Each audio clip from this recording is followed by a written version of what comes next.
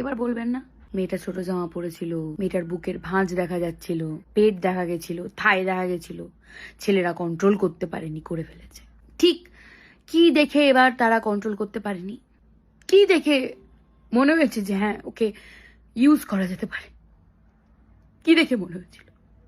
আর ঠিক কি করলে এরকম ধরনের নিউজ আসবে না, একটু বলতে পারেন? মেয়েরা আর কি করলে মেয়েদের সাথে এগুলো হবে না? আচ্ছা আমাদের কি দোষ বলুন তো? মেয়ে হয়ে জন্মেছে, এটা দোষ, তাই তো?